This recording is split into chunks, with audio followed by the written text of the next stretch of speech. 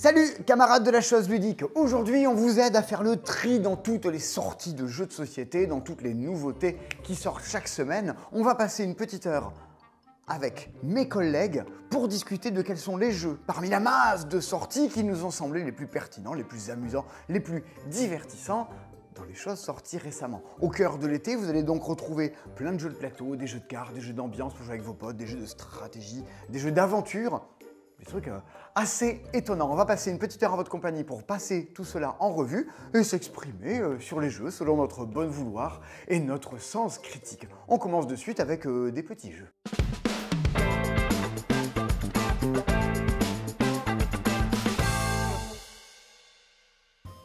C'est le premier jeu de la vidéo, c'est un jeu pour enfants.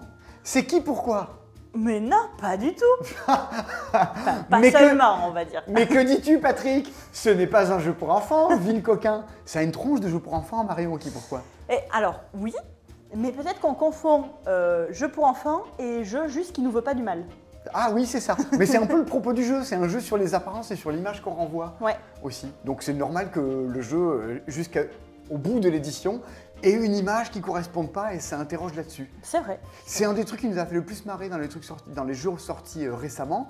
À l'Alchimie du jeu, vous avez pu y jouer. On a fait une vidéo des soirées jeux du passe-temps dans laquelle on y jouait. Et c'est qui pourquoi. Et le premier truc qui vient à l'idée quand on regarde qui pourquoi, c'est pourquoi. C'est totalement absurde avec un design un peu fou. Et vous, les premiers, moi je serais complètement passé à côté. Et en y jouant, on me dit Simon, faut que tu joues à ça, en fait, c'est très bien. Ah ben on dirait pas. Ah ouais, non, c'est génial, c'est super subtil, c'est très très drôle. Que se passe-t-il dans Qui pourquoi? Eh ben, dans Qui pourquoi, on a des cartes qui représentent des zigotos, tous plus mignons et rigolos les uns que les autres. Parfois anodins, parfois franchement farfelus. Qu'est-ce qu'on en fait de ces zigotos? Eh ben, il va falloir élire le meilleur zigoto. Et alors élire le meilleur zigoto, quand on voit les tronches qu'ils ont, ça va être compliqué parce que sur quelle base, sur quoi on se base pour élire un zigoto? C'est plus simple, à Miss France, on les fout en maillot et là… Voilà, quand il y a des standards, c'est plus facile. Ben là, on va piocher des standards qui sont à la hauteur des zigotos. C'est des questions qui sont au moins absurdes que les looks des personnages. Par exemple, voilà, qui court mieux à l'envers qu'à l'endroit? C'est évident. Moi, je trouve que c'est évident. Ah ouais? Ouais, c'est évident. Ouais, oui, d'accord. On a tous un petit paquet de numéros et on va tous voter secrètement pour le zigoto qui court mieux à l'envers qu'à l'endroit. C'est ça. Donc moi, je vais dire c'est lui. Moi, c'est lui. On révèle? Ouais. Moi, j'ai voté pour le 5. Moi, j'ai voté pour le 2. Le 2, c'est un dé, il n'y a pas d'endroit, d'envers, il court dans tous les sens, il s'en fiche. Mais le 5, il y a un labyrinthe sur lui. Donc je me suis dit, en fait, il va à l'envers, à l'endroit, c'est un labyrinthe. Ouais, je suis pas convaincue. Le but, c'était qu'on soit d'accord. Ouais. C'est un jeu coopératif. Tout à fait. Il faut qu'on ait voté pour le même zigoto. Ouais, c'est ça. En l'unanimité, pas l'unanimité, la majorité absolue. Qu'est-ce qui se passe dans ce cas-là? Alors, si jamais on a voté de la majorité absolue, eh bien, super, notre zigoto va rejoindre les phases finales. Il va être vraiment, ça va être, voilà, une phase finale de zigoto. Par contre, si on n'a pas eu la majorité absolue, à ce moment-là, on va perdre un point qui est représenté par ce petit saladier avec une antenne. Oui, voilà. Bon, voilà. Évidemment. Et puis, on va continuer jusqu'à arriver à sélectionner 6 zigotos qui participeront à la phase finale. À une sorte de manche dans laquelle on vote. Mais là, même si la phase finale fonctionne un peu différemment, le cœur du jeu n'est pas là. Ouais. Le cœur du jeu, il est sur des questions absurdes posées sur des personnages absurdes. Ouais. Il y a l'impression de faire un jeu sur le délit de faciès, lui ressemble à ça, autre chose, mais sans pour une fois s'attaquer à des gens, à des stéréotypes. Et on se rend compte que chacun, on l'a bien vu sur qui court dans quel sens, mais qui est responsable de ce caca? Qui aime prendre les toboggans à l'envers? Tu le dis, mais c'est vraiment du jeu de discussion, de soirée entre potes. Ouais. Ouais, complètement. Moi, je l'ai joué dans une configuration, on était une soirée avec des amis et des gens que je ne connaissais pas. On a commencé Qui pourquoi, j'étais un peu… Bon, voilà, quand on l'amène Qui pourquoi, j'ai beau l'aimer très fort, il y a un peu de « oh, qu'est-ce qu'on va penser ?» Et en fait, on a commencé à 4 et au fur et à mesure, tout le monde s'est fédéré autour de la table. On a dû voter avec d'autres moyens que les tickets parce qu'il n'y avait plus assez de tickets. Non, c'était super fédérateur, c'était trop fun. On rigole, ça débat. Et puis des fois, ça part en ah, mais là, on aurait pu mettre telle personne qu'on connaît, ça aurait pu marcher aussi. C'est ça aussi qui peut être rigolo. Tu vois, on raccroche les wagons avec les gens qu'il y a ça. dessus. Évidemment, on est dans l'ambiance d'un Dixit Ouais. sur qu'est-ce que disent les apparences, est-ce qu'elles envoient un message ou un autre, qu'est-ce que tu en penses toi, comment tu comprends les choses. Le jeu est là-dessus. Bah, évidemment, tout ça, ça tient sur la magie du boulot qu'a fait Edoul, sur les illustrations, sur l'écriture des cartes. Ah ouais. C'est pas tout d'avoir une idée de jeu. Ouais. Derrière, il faut le développer, il faut le faire correctement. Et ça, c'est trop bien fait dans Qui Pourquoi. Ça vaut une vingtaine d'euros, si je dis pas de bêtises. Ouais, je l'ai plus en tête. Et voilà, je l'ai plus en tête non plus. Vous allez voir sur le site internet qui est juste en bas, il y a tous les trucs, comme ça vous pouvez nous les commander, on vous les expédie chez vous. Et vous aurez l'occasion de jouer à Qui Pourquoi. Et s'il y a des gens qui ont joué à Qui Pourquoi dans les commentaires, voire même s'il y a des gens qui étaient là à la soirée. Oui, ou qui faisaient ouais, bien, complètement oui. À ma soirée, là, c'est... dites-le en commentaire. Et voilà, ça nous fera Si plaisir. vous étiez à l'anniversaire de Julie, dites-le. Elle m'a pas invité. Ouais, non. Peut-être parce que Mais je crois qu'on n'a pas la même façon de faire des soirées. Hein.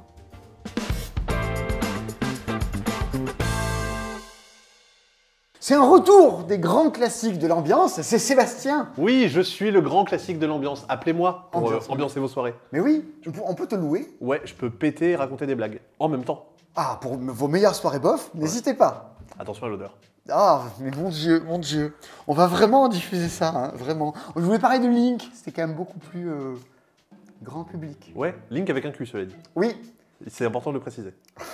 certaines vidéos l'ont déjà précisé. Les liens dans les commentaires. Link, du jeu d'intrigue à base de jeux de mots, on pourrait dire qu'on a l'ambiance de Codenames, mais avec des traîtres. Ouais, Où cette fois-ci, il faut trouver des gens qui ont un mot secret qui vont se coordonner ensemble. Et quand je dis c'est un retour, parce que c'est la réédition d'un truc que toi comme moi, on a pas mal joué sur les anciennes éditions. ouais, j'ai beaucoup joué justement dans le club de jeux de mon école. Et effectivement, c'est un jeu qui a une vingtaine d'années, je crois que c'est 2003-2004 au départ. Donc en fait, c'est bien avant Codenames, bien avant tous ces classiques du genre. Non, c'est 2008. Ah, sur BGG, c'est 2004. Hein.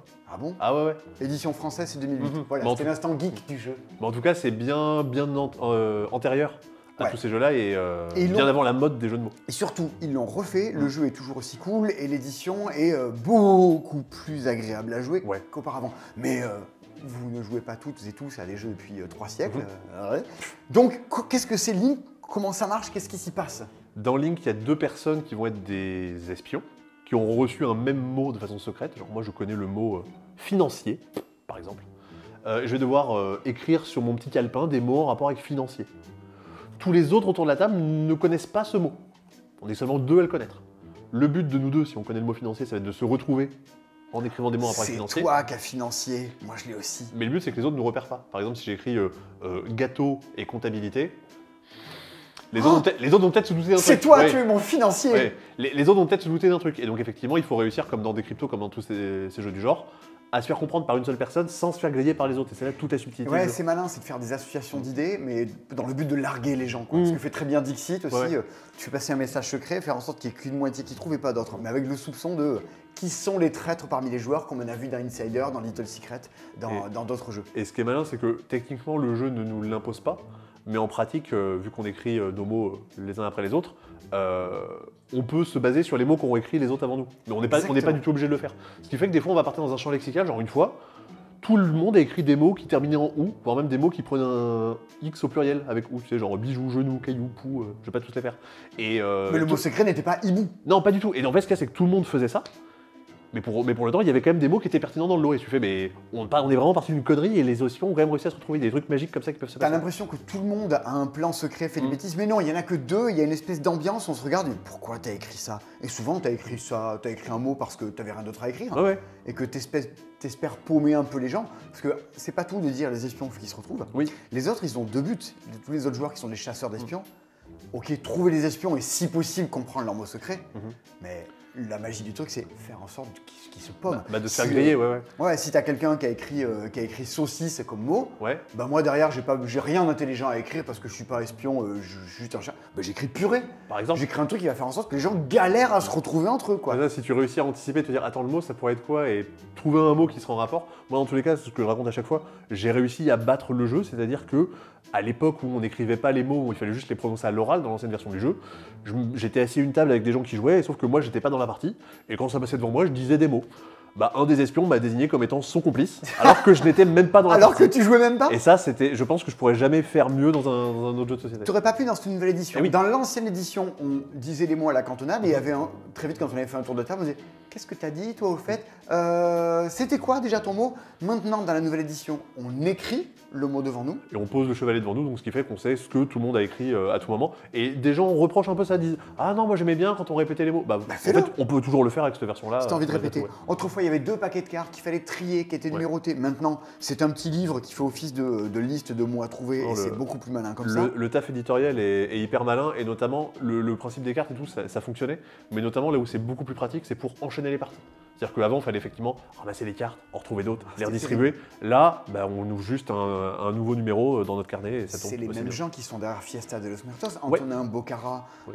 En tant qu'éditeur, ouais. en tant ouais. qu'éditeur, qui était l'auteur de Fiesta de los Muertos, qui vient en tant qu'éditeur et qui apporte sa patte à tout ça. C'est-à-dire que cette fois-ci, on va pouvoir jouer avec des Ouais. contraintes. Ouais, ça c'est sa petite marotte qui est en fait, alors quand on a bien poncé le jeu, qu'on est plutôt à l'aise, on peut justement ajouter des contraintes. En gros, chaque personne va avoir un personnage, donc là ici Bill, qui lorsque c'est Bill qui écrit un mot en premier, va imposer une contrainte à tout le monde pendant toute la partie. Du genre écrire un mot qui représente quelque chose qui fait du bruit.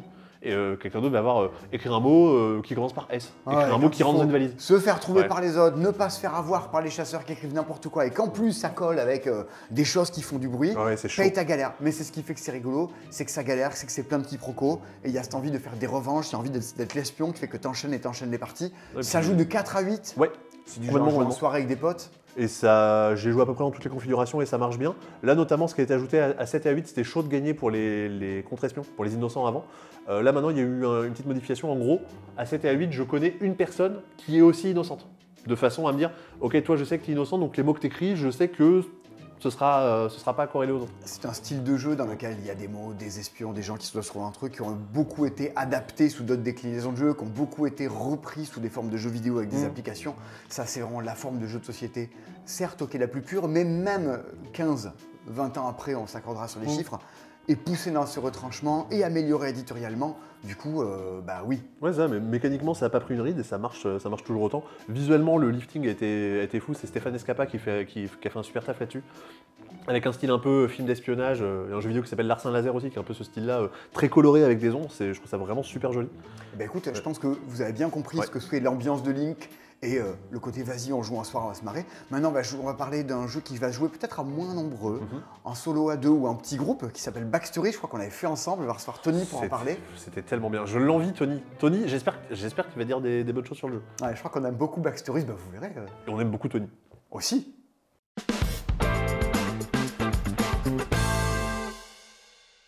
Tony, Oui. c'est la deuxième fois qu'on se retrouve en vidéo pour parler de Backstories. On avait parlé à Cannes, Oui, dans le stand de Skijo à Cannes. c'était rigolo. C'était rigolo et on avait joué à Backstories la veille. On avait fait le scénario Yes. ensemble avec Nico, Christine, l'équipe. Et c'est enfin dispo. Ça sort là dans les Yes. semaines dans lesquelles cette vidéo est diffusée. Petite boîte, t'as l'impression que c'est un jeu d'enquête. C'est quoi exactement Backstories? Eh bien, si on devait comparer, je dirais c'est un unlock, mais en faisant vivre une aventure à quelqu'un. Ok, un unlock dans lequel tu ne sois pas basé sur des énigmes, mais sur l'aventure de la vie Exactement. de Sophie. Exactement, de Sophie.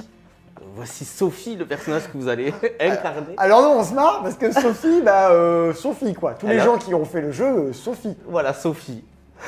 Sophie, il va lui arriver des choses au fur et à mesure de cette aventure. Parce que déjà, elle a un problème dans la vie. Ça commence et ça se passe mal dans la vie de Sophie. Exactement, son frère a disparu. Donc en fait, il faut qu'elle trouve son frère. Donc elle va au dernier endroit où il a été vu. Un vieux refuge dans la neige. Dans la neige, voilà, où il fait froid, où personne ne lui parle. Ouais. Elle est un peu mal accueillie, donc ça commence pas très bien pour Les Sophie. malheurs de Sophie. C'est coopératif. C'est ça. Et on Tu va peux le nous faire dire, tout seul, mais nous on l'avait fait à 5, ça marchera très très bien à 2. On est dans oui. cette optique Ah oui, du jeu. peut-être 5, peut-être un peu trop même. Bah, on Non, était c'est- 5 qui s'entendent bien, Voilà, qui c'est arrivent ça. à se répartir la C'est parole. ça, Et nous, on est là pour faire agir Sophie. exactement. Et donc du coup, bah, au début, on n'a pas grand-chose. On a une lettre de son frère. Et ensuite, on a 3 actions. On peut faire 3 actions. On peut fouiller, discuter avec des gens. Et plus précisément, on peut leur demander des informations sur le frère. Au Ok. début, ça commence tout simplement. Donc en fait, il va falloir associer des cartes entre elles. Voilà, c'est ça. Donc le système, pour le coup, est vraiment cool. Donc on a un système de cartes où on a des petits trous. Et en fait, selon l'action qu'on va faire, on va pouvoir, par exemple, on décide Si de tu as l'action fouiller, tu vas voilà, on peut aller par exemple fouiller à l'endroit où il y a ce monsieur, on va retourner la carte, hop, on va vite poser la carte pour pas voir ce qu'il y a d'autre. Et en fait, on va lire juste le passage qui est concerné par l'action. qui correspond à l'action fouille Voilà. de ce lieu-là. Si on a mis le cache sur une autre carte, il serait passé à autre chose. C'est ça, et ça va nous faire piocher d'autres cartes, ça va faire évoluer le Vous jeu. avez fouillé, vous avez trouvé un trousseau de clés, prenez la carte machin, et t'as un énorme tas Un de énorme cartes. paquet de cartes. Ça, c'est le premier truc qui m'a étonné. Je me suis dit, ah ouais, quand même, Il y a de la quantité. il va se passer des choses. quoi. En fait, tu le rapprochais, tu parlais d'unlock parce qu'il faut trouver comment arriver à avancer. Un petit peu. Voilà, dans le système d'association. Mais après, pour autant, t'es pas vraiment dans un truc d'énigme, des déductions. Non. L'histoire, elle va avancer, quoi qu'il arrive. Voilà, c'est ça. Quoi qu'il va arriver à Sophie, eh ben, elle va arriver au bout. Comment Comment Et dans Une quel état robe Et dans quel état Voilà, la vie de Sophie, il va lui arriver plein de trucs. Alors, si vous achetez Backstories en vous disant ça va être un time stories dans lequel il faut trouver le bon chemin, ou tu sais, un Ayla dans lequel Ouais. tu essaies de trouver les bonnes fins, c'est pas ça. Backstories, il y a un côté un peu on se lance, on suit les aventures de Sophie, Voilà. et c'est quoi le but du jeu de Backstories? Bah, je pense que le but, c'est juste de faire passer un bon moment entre potes. Mais je pense aussi, il n'y a pas vraiment de but du jeu. Ouais. L'histoire, elle aura une fin. Il n'y aura pas d'autre truc que marrez-vous, tentez des choses. Et c'est là où moi je trouve le jeu assez brillant. Le jeu dit oui, on a une solution à ça. on a prévu qu'est-ce qu'il allait passer dans ce cas-là. L'histoire, est-ce qu'il y a 12 000 embranchements? Est-ce que c'est un arbre généalogique des possibles? Oui, non. Bah pas tant. Oui, oui. C'est un peu un couloir avec la fin, quelques itérations possibles, mais vous n'allez pas le refaire comme un time series de truc pour trouver les autres possibilités. Mais par contre, marrez-vous, tentez des conneries, explorez des choses, c'est avant tout un méga jeu d'ambiance, quoi. Et je suis pas sûr qu'il faille le prendre trop au sérieux. Du moins, ce scénario-là, en tout cas. Oui, bah, je pense pas. Surtout qu'en plus, il précise que la difficulté est 2 sur 5. Donc, je pense que le but, c'est pas de se creuser la tête, mais vraiment de tenter des choses. Et je trouve que c'est là vraiment que le fun a démarré, quand on a commencé à se dire entre nous, et si on lui faisait faire ça? Non, quand même, on va pas oser. Si. Et en fait, je trouve que c'est là que ça a démarré. Le jeu a pris une autre tournure. Exactement, Voilà. exactement. Alors, aujourd'hui, il y a un scénario qui coûte 15 €, ce qui, au rapport du nombre de cartes ou quoi, est vraiment très faible. Ah ben ouais. Enfin, je veux dire, comme vous lancerez dans une carte Aventura ou d'autres petits jeux d'enquête, des unlock short, vous pouvez vous dire, vas-y, on tente de faire un backstories et de passer une soirée. Nous, c'est environ 1 heure, un scénario en moyenne. À peu près, oui, c'est 1 heure. Et en plus, ce qui est trop cool, bah, tu peux le passer à tes potes. Il y a 2 personnes qui ont conçu le système de jeu, que sont Anthony Perron et Jules Messot, qui en plus d'être des amis et vraiment des gens trop chouettes, sont des gens qui ont fait des tas de jeux, notamment Acropolis pour Jules Messot, qui font référence. Par contre, ils ont créé un système de jeu et derrière, comme Unlock, il y a des scénaristes. En l'occurrence, c'est Jérémy Ducré et Benoît Bagné, qui sont les gens qui gèrent la boîte de jeu, qui ont fait le premier scénario. Moi, j'attends juste de voir ce que font les autres, quoi. Bah ouais, Parce que qu'est-ce qui va arriver? Est-ce qu'il y aura Sophie? Est-ce qu'il y aura d'autres gens? c'est ça. En fait, le chemin des possibles, il est comme ça, quoi. Avec ce genre de mécanique, on peut faire ce qu'on veut. Peut-être qu'ils vont se prendre plus au sérieux sur une autre boîte. Ouais. Je sais pas. C'est. Mais en tout cas, si vous voulez un truc où faire vivre une aventure à quelqu'un qui va rappeler un peu des point and click avec un côté un peu absurde, comme des Day of the Tentacle, ce genre de choses-là, c'est ce que fait Backstories. Et tout ce qu'on peut souhaiter, c'est que vous vous amusiez autant que nous à Cannes, quoi. Voilà. Et si jamais vous le faites, bah, dites-nous dans Alors, quel état arrivera Sophie à la fin. Vraiment, on est très curieux. Oui, on veut. Évidemment, à la fin, on a passé toutes les cartes, on a regardé tout ce qui pouvait arriver à Sophie. La pauvre. Amusez-vous bien.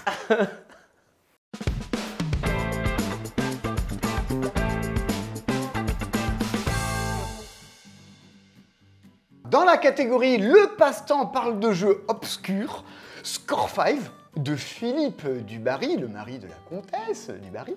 Faux.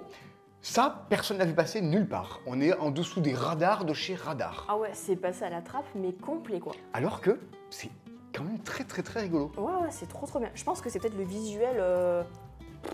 Mais Voilà. on est dans une année dans laquelle des jeux qui reprennent la charte graphique de Skijo, à savoir des numéros sur des cartes et des couleurs moches, il y en a 3 qui sortent chaque semaine, dont dans les 3, il y en a 2 qui n'ont aucun intérêt. Et bien pas de bol, dans le lot de tous ces jeux qui se ressemblent, et bien ça sort du lot. Il se passe quelque chose humainement dans les parties de Score 5. Ouais. Et je suis très content que tu aies voulu en parler, parce que j'ai trouvé ça très cool. Je me disais, tiens, je suis peut-être un peu le seul. Et je Yes. vois qu'on est 2. Ouais, je suis trop contente. Trop bien. Qu'est-ce qui se passe dans Score 5? Pourquoi qu'on en parle, Sandy? Ouais, je t'explique tout ça. Ben, c'est encore une fois un jeu qui est quand même assez simple. Le principe, c'est qu'on a tous une couleur de départ. Là, moi, en l'occurrence, c'est le rouge et J'ai toi, le bleu. c'est le bleu. On a tous les mêmes cartes de départ, à savoir le 5, le 10, le 15, le 20, le 25. Ils sont tous là. Et de là, on va devoir se battre pour les cartes qui seront au centre de la table. 65, c'est pas mal, mais je crois qu'il y a des cartes vachement plus ouf dans le jeu. quand Ouais, même. effectivement. Mais là, par exemple, ce qui est trop malin dans ce jeu-là, par rapport aux autres jeux d'enchères, c'est que si moi je remporte cette carte-là, je remporte 65. Ça veut dire que pour les prochaines manches, je peux miser 65. Grosso modo, ces cartes, c'est des billets. Ouais, c'est ça, c'est la Et on veut se battre pour gagner cette thune. Il faut être le plus riche à la fin, donc il faut les gros billets. Mais les billets que tu gagnes, tu vas t'en servir dans la partie pour racheter encore d'autres cartes, quoi. Ouais, Partant de là, c'est une bataille de thunes permanente. mais pas que. Parce que justement, si moi je remporte le 65, à la fin de la partie, toutes les cartes qui seront rouges à ma possession, elles dégagent toutes et je ne garde que la plus haute. Tu gardes que ton plus gros billet dans chacune des couleurs. Ouais, et c'est ça qui le rend encore plus malin. Comment on les gagne, ces fameuses cartes? Bah, regarde. Moi j'ai mis ça. Qu'est-ce que tu fais? Moi, je mise ça pour l'avoir. Ok. Je surenchéris. Ah, t'as rajoutes? Ouais. Vas-y, qu'est-ce que tu vas faire? Vas-y, je rajoute aussi. Ok, c'est bon. T'as rajoute ou pas? Non. Moi non plus. T'as 3, mis c'est combien, parti. toi? Moi j'ai mis 25. Moi, je mis 25 aussi. Oh. C'est un enfer. On a mis la même somme. Il y a des petits trucs pour nous différencier. Moi, je mis que des gros numéros sur mes cartes, donc c'est Ok. moi qui vais gagner ce 65. Ça vient dans ma main. Ok, mais moi tu vois, je suis ravie. Parce que les cartes qui sont devant moi, je les récupère, mais les tiennes, c'est moi qui vais les récupérer et on se les répartit entre nous tous.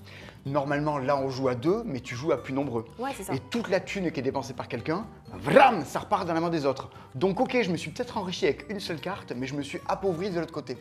Et cette thune-là, les autres l'auront pour maintenant récupérer un 55, mais jaune. C'est une bataille de thunes permanente. C'est tendu du début à la fin. Aussi bien au début, on sait ce qu'on a dans la main. Un 5, un 10. Et puis au fur et à mesure, l'argent commence un peu à se répartir.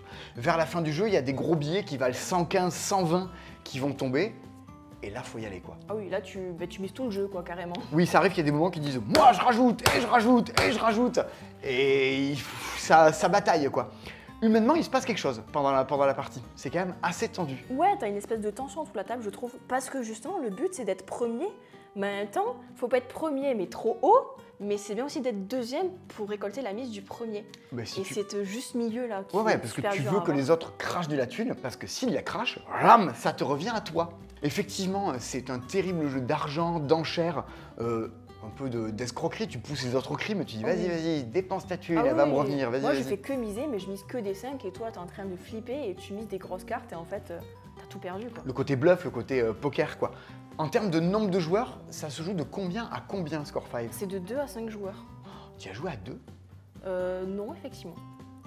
Je suis dubitatif sur le fait qu'à 2, ça soit le plus pertinent. Bah, écoute, je teste ce soir, je te dirai. Oui, on vous dira. Mais 3, 4, 5, Oui. ça vaut, comme tous les autres jeux de la collection, ça vaut une douzaine d'euros.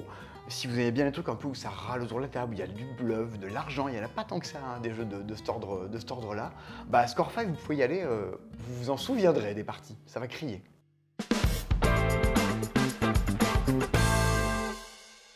En hommage à Bernard Pivot, à Apostrophe et à ses bonnes vieilles émissions de débat des années 80, en regret de ces élections européennes qui sont passées, on n'aura plus droit à ces débats absolument magiques. Nous allons nous-mêmes créer du débat ludique, Vite fait. Hein. vite fait.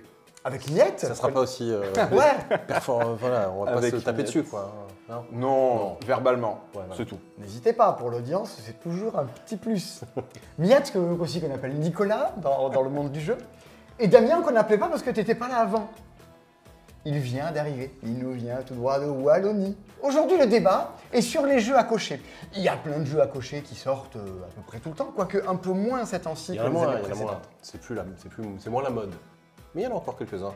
C'est l'instant ringard de la vidéo. Eh bien, Il y a des- malgré tout, il y a quand même des trucs assez performants dans les jeux à cocher. Pas que, on fait un peu le tri, mais cette semaine, ce mois-ci, ce trimestre, on s'est trouvé avec 2 jeux à cocher qu'on aime beaucoup.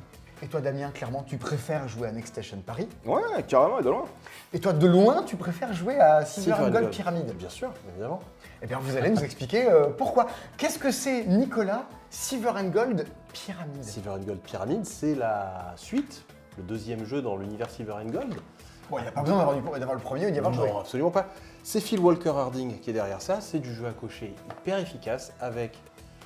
Dans le premier, il y avait des îles. Là, c'est des tombeaux. On est en Égypte. On va avoir chacun 2 cartes devant nous qui représentent des tombeaux. Et on va avoir un tirage de cartes commun pour tout le monde qui va nous dire trace ce schéma-là, cette petite forme de Tetris, ce petit pot lumineux quelque part On a sur chacun ta des nôtres. feuille. Donc, Ouais, là, on dans a cette chacun les partie, nôtres. ce tombeau sera votre tombeau. Alors, c'est marqué sur la boîte. Voilà. Bon. Ah, c'est écrit sur la boîte? Oui, c'est la sous-titre. Oh, vas-y, je fais les blagues des sous-titres des boîtes, ça va pas du tout. Et donc, Désabonnez-vous. on va noter cette forme-là en partant de l'entrée du tombeau et en allant, en se dirigeant vers la sortie. C'est comme si tu te déplaçais, mais de manière Tetris. Oui, c'est ça. Et sur ces petites feuilles-là, tu as des coches gratuites, tu as des gemmes, des torches, des bonus et des malus. Il y a des têtes de mort un peu partout. Et grosso modo, c'est en collectant des pierres rouges, des pierres vertes, en finissant des cartes de couleurs identiques, c'est-à-dire des violettes, des jaunes ou des vertes, en collectant des torches à chaque fois, etc., qu'on fait des points. C'est jeu à cocher, le jeu d'aventure. Ouais, en quelque sorte. Ce qui est marrant, c'est qu'il y a 2 choses. Il y a un aspect course. On peut choisir de s'attarder dans les tombeaux pour récupérer tous les bonus qu'il y a. On peut choisir de tracer et de, des fois, éviter d'en prendre Foncer vers vers la sortie pour finir plus de cartes. Parce qu'une carte, à la fin, je compte de mémoire, c'est 10 points. On a un tirage de cartes commun, il n'y a pas de dés, il n'y a pas de... C'est Tout le monde des joue formes, simultané. ouais. Puis c'est des formes, enfin voilà, c'est hyper lisible quoi. On voit directement où en sont les autres, etc. Tu y as joué? Bien sûr, j'ai fait plusieurs parties de Silver and Gold. En vrai, c'est très sympa, j'ai passé un bon moment. Non, je suis tout à fait d'accord avec Mais toi. celui auquel tu rejoues, c'est celui-ci. Exactement. Alors Pourquoi? Comme Silver and Gold, hein, c'est le 3e de la collection. Exactement, c'est le 3e pour le coup. Et ce qu'il y a de bien, c'est que la manière de penser, la manière de faire les choses est toujours différente sur la Next Station. On va être sur un draft de stations de métro. C'est représenté par ces crayons de couleur, du coup, qu'on va se passer les uns les autres. Chaque station aura en fait son démarrage. Il y a le démarrage vert, violet, orange et bleu. Et en fait, à notre tour, on va tirer une carte. Donc là, On va tous vers un triangle. on va tous vers un triangle, exactement. Donc là, avec mon vert, je me suis dit, pourquoi pas vers un triangle. Là, si je prends une nouvelle fiche. Donc en fait, tu passes la partie à dessiner des lignes de métro. Exactement. Sauf qu'il y a pas mal de choses à penser. Parce que au début, c'est simple. Vous avez de la place pour faire votre station de métro. Vous pouvez traverser la ville. Parce que le principe, c'est de passer par le plus de quartiers possible, par le plus de stations au sein d'un même quartier, visiter le plus de monuments. Et pas que. Il faut faire des correspondances pour faire des points. Et il y a aussi ces fameux ponts aériens. C'est les seuls moments où on peut croiser des stations de métro, mais ça nous fait aussi des points. Donc ça nous fait aussi pas mal de choses à penser. Donc comme je vous disais, au début, c'est simple. Ma première station, j'ai toute la place que je veux. La deuxième, ça reste encore OK. À partir de la troisième, on se dit, peut-être un peu trop rempli. Et la dernière, si on s'est mal débrouillé, on va tourner en rond au sein d'un même quartier, et là, ça peut être embêtant. Un peu comme un Snake, on peut pas se foncer dedans, quoi. Et au milieu, tu as Châtelet qui permet de s'en débrouiller, de passer de faire une sorte de joker. Il y a la zone centrale, du coup, vous pouvez reprendre par Châtelet et repasser par un autre endroit. Moi, je suis pas le plus grand fan de Next Station parce que je trouve ça. C'est pas que c'est pas rejouable, hein. Enfin, la grille, elle change pas, mais tu vas toujours faire des choix différents. Juste, je trouve ça moins flamboyant au final. Tu dirais qu'il y a un côté plus flamboyant dans Moi, Silver and Gold Pyramide. je trouve que l'exploration et la course, c'est vachement plus rigolo sur Silver and Gold que l'optimisation et la réflexion qu'il y a sur Next Station Paris. Je trouve qu'en fait, c'est plus permissif. Tu as le droit de faire des erreurs, entre guillemets, c'est-à-dire que tu as le droit de cocher des cases de tête de mort et tout ça pour, bon, je me suis mal débrouillé, tant pis. J'assume, je prends quelques points négatifs, avec un peu de chance, je me rattrape en allant plus vite après. Je préfère ça à ça. Après, la réflexion de... c'est le sens du thème, hein. C'est le danger les torches, les pyramides, les crânes, la notion de danger. Tu aurais une notion de danger beaucoup plus poussée dans Next Station Paris, ça serait étonnant, quoi. Ça serait assez ça bizarre. serait pas le même, voilà. Ça serait pas le même jeu, du coup. Et en vrai, je comprends complètement ce que tu dis. C'est vrai qu'il y a cette petite sensation de course, c'est sympa, et en mode, allons-y, on verra ce qui se passe. Dans Next Station Paris, c'est plus casse-tête. Il faut vraiment réfléchir à nos actions, ce qu'on va faire, parce que ça peut impacter sur la suite. Et moi, c'est ça qui me plaît. Ouais. Ce que j'aime bien, c'est ce côté de me dire, bon, si je me suis mal débrouillé, ça va me poser problème pour la fin, Mais aussi j'anticipe et je me dis peut-être que je peux me rattraper plus tard. Et puis ce que je trouve et ce que j'apprécie, c'est que j'ai une bonne sensation d'évolution. C'est-à-dire mes premières parties, voilà, les stations de métro, c'était pas très bien, et maintenant, vraiment, je réfléchis plus, je connais les erreurs que j'ai faites, j'évite de les reproduire, donc il y a une sensation d'évolution. Et petit truc, c'est que, Next Station, j'y joue tout seul, et je passe aussi des bons moments. Des fois, je regarde une vidéo YouTube, comme les C-Dispo, qui sont assez longs, et je me fais un petit Next Station à côté, et franchement, ça fonctionne bien. Là, au Silver Gold Pyramid, tout seul... Ah mais non, mais ça marche pas tout seul, évidemment. Ah ben c'est une des grosses différences du coup. Ouais. Bon, mais les deux sont bien, c'est pas juste Les deux l'un et sont- l'autre. Ah oui, C'est on pas aurait juste pu, l'autre qui a mauvais goût. On aurait Non. pu en mettre un troisième qui était beaucoup moins bien. Hein.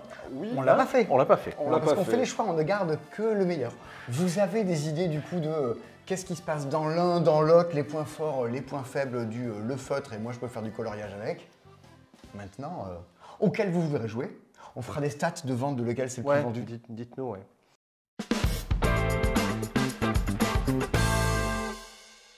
Dans toutes les vidéos, il y a toujours un banger, un jeu qu'on attend plus que d'autres, qu'on a tous envie de méga défendre en vous disant « Hey, France Ludique, joue à ça, ça tabasse !» Alors vous verrez, il y a plein de trucs dans cette vidéo, il y a plein de trucs très bien. Mais il y en a un sur lequel je pense qu'on est tous assez d'accord pour dire Ah oui. « ah oui !» Ah oui. Ah oui, oui, oui. C'est trop fort.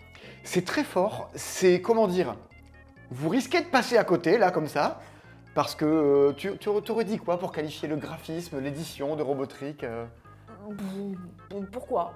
Voilà. Voilà, c'est japonais, c'est localisé tel quel en France, donc on se retrouve avec un objet ludique assez non identifié. C'est Robotrick. Vous savez depuis des années que nous on adore jouer aux cartes, on adore jouer à Skull King, Bah oui. on adore jouer à The Crew, à plein de trucs.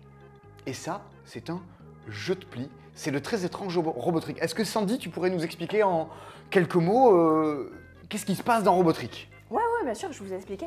En fait, c'est super simple. C'est juste un jeu de pli classique. Sauf que, Genre tu mets de la couleur, de la toux, c'est on ça, le ramasse. jeu de pli, je pose le 5 bleu. Si tu veux emporter le pli, tu dois mettre du bleu au-dessus. Et tu emportes le pli. Ok. Classique. Le twist dans celui-ci, c'est que justement, le 4e joueur, c'est une espèce de joueur fantôme. On va jouer contre un robot. Ok. Et ça, c'est ce qui rend le jeu juste trop fort. Le robot, c'est lui, on voit toute sa main, et il y a un petit tableau au-dessus qui nous dit exactement comment il va jouer. Donc c'est comme si vous jouiez avec un copain qui vous dit « Hey, je vais jouer ça ce tour-ci », et tout le monde le sait, tout le monde le voit.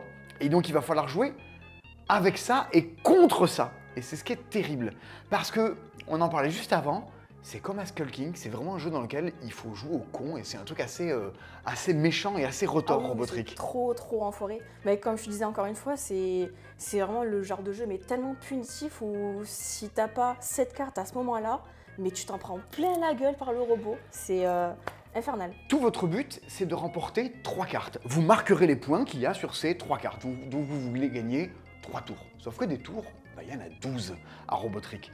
Et fatalement, il y a des gens qui vont se ramasser plus de cartes que prévu, et si vous avez des cartes en trop, bam, paye tes points en moins. Voire même, chaque fois que le robot remporte des cartes, boum, il redistribue des cartes à tout le monde qui va venir vous exploser la figure. Dans Robotrick, le but c'est certes de marquer des points, c'est quand même beaucoup de pas en perdre, parce qu'on va se faire défoncer par le jeu, et voilà comment on va ramasser des points et surtout en perdre. En fait, le principe, c'est que sur les jeux de pli classiques, quand je vais jouer des cartes, normalement, c'est moi qui dois récupérer la carte et ce sera mes points. Qui Ouais, seront en tu positif. fais un tas, tu gagnes toutes les cartes à ramasser, tu les poses devant C'est toi. ça, c'est dans la logique des jeux de pli. Parce que celui-ci, en fait, tu récupères la carte du robot. Ce sera cette carte-là. Donc Ok. si moi, dans mon jeu, je n'ai que du bleu et la plus forte, c'est du 12, je suis obligée de la jouer et je vais peut-être récupérer potentiellement la carte toute pourrie, le numéro 4 du robot. Et du coup, au lieu de gagner 12 points de victoire, je vais en gagner que 4. Ah, ouais, c'est sa carte à lui que tu récupères. T'aurais attendu un peu plus, t'aurais peut-être pu récupérer son 10. Ça aurait été mais j'ai mieux. plus de bleu. C'est ça le souci. En plus, lui, tu sais comment il joue. Il a une petite carte au-dessus de lui qui te dit là, je fournis le plus petit, là, je mets de l'atout. Et cette carte-là, c'est pas toujours la même. Non, c'est ça qui est trop bien, c'est que tu as la carte numéro 1, et je sais pas combien il y en a dans le jeu, Il y en a 10. il y en a 10, exactement. Mais tu en as 10 à chaque fois et ton robot change. C'est pas les mêmes manières de jouer, il va pas jouer pareil, il va pas jouer la même manière, il va pas commencer par telle carte ou telle carte. Et ça, c'est trop fort. Même si tu me donnes juste cette carte-là et je joue que avec la carte numéro 1, mais je fais 100 parties, je m'éclate, mais le fait que tu en as plusieurs, je trouve ça... C'est comme si tu changeais de pote autour de la table à chaque fois, qui avaient des manières totalement différentes de jouer. Ouais, c'est une bonne idée. Ils auraient pu, moi je serais éditeur, je l'aurais refait et je leur aurais mis des noms, tu sais. Genre lui on va jouer contre José, c'est le mec qui fournit jamais, tu sais. Ça n'a l'air de rien comme ça. C'est immensément rigolo et amusant de jouer à ça. Parce qu'il y a des jeux dans lesquels parfois c'est un peu méchant, mais tu sais comme à Skull King, des fois c'est méchant mais c'est un peu... Mais bon, c'est enfantin, c'est méchant gentil quoi. Il y a la fête du slip, ça va tomber sur quelqu'un, on ne sait pas d'où. Là, si ça vous tombe dessus, c'est parce que quelqu'un l'a décidé ou a fait un coup pour ça. Et donc, c'est méchant intelligemment. Reste que, Robotrix, ça a des méga limitations. Il y a des choses qui font que c'est très particulier, notamment la... Mais déjà, être à 3. Je trouve ça super problématique, moi, en l'occurrence, parce que je suis soit à 2, soit à 4. Et ça ne se joue qu'à 3. Maintenant, on l'a vu avec la Familia en fin d'année, est-ce qu'il vaut mieux un truc où il y a écrit 3 sur la boîte et c'est majestueux à 3, ou est-ce que vous préférez un jeu dans lequel il y a écrit ça joue de 2 à 5, mais c'est nul à 2, c'est pas ouf à 4 et c'est à chier à 5. Au moins, il y a le côté japonais de on vous ment pas. Ce truc-là, on a tous joué dans l'équipe et on surkiffe. Tous. Ah, c'est gros coup de cœur pour moi et comme Baptiste, franchement, ça fait partie de mes jeux préférés aussi de l'année, je pense. Ok. Ça va aller très très haut dans mon classement. Oui, Baptiste qui est juste derrière la caméra, qui nous dit vous pouvez le dire, moi c'est un des jeux que j'ai préféré jouer cette année. Non, c'est fou. Et surtout, je pense que c'est un jeu, quand tu vas autour d'une table, tu te dis pas tiens, c'est génial. Je pense qu'il faut y jouer pour avoir cette sensation. Ouais. Parce que vous y avez tous joué, je me suis dit bon, j'adore les jeux de pli, mais ça m'a pas convaincu. Sur le papier, ça me convainc pas et tout. Et c'est vraiment en le testant. Tu te rends compte de la puissance et de la profondeur du jeu. De toute façon, vous y avez tous joué et ce que j'ai fait, ce que je fais absolument jamais, je l'ai acheté avant d'y avoir joué. Je dis bon, je l'achète, ça va fatalement me plaire. J'avais écouté d'une oreille après comment ça marchait et oui, effectivement, c'est génial. Maintenant, il faut passer au-delà de l'iconographie, du robot qui n'est pas toujours évident à lire. Il faut passer à côté de Robotrix. Pourquoi c'est des robots? Pourquoi ils ont la trick? On ne sait pas, mais ils sont là comme ça. Passer au-delà de ça, derrière, il y a un truc qui, vraiment pour qui aime jouer aux cartes, est absolument recommandable. Comme tout état de jeu japonais, c'est très étrange, mais vous aurez la sensation, après d'avoir joué à ça, de ne pas avoir joué à un produit, quelque chose qui sera juste une énième variation d'une dame de pique ou d'un jeu de tarot. C'est un vrai jeu qui a une âme, dans lequel il se passe quelque chose, dans lequel autour de la table, on va se rappeler des parties un petit peu après. Et c'est un peu notre boulot au passe-temps, quoi, de vous recommander ces trucs-là. Ces jeux qui font la différence.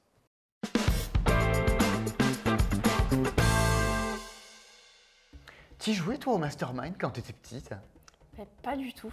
Ah ouais? Ouais, non, j'y jouais pas. Comme je te disais, c'est vraiment, je pense, mon plus gros regret d'enfant, de ne pas avoir joué au Mastermind. Si c'est le seul regret de ton enfance, alors tout va bien, quoi.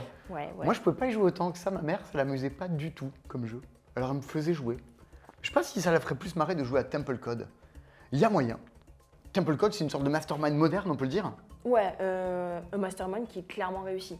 Ah, Ah oui, c'est... Comment ça marche? C'est tout simple. Tu vas avoir devant toi une petite carte avec un code. Tu vas avoir 3 symboles avec 3 couleurs différentes. et ce code, tu ne le vois pas. Non, mais par contre, moi, je vois le tien. Et moi, je vois le tien. C'est ça.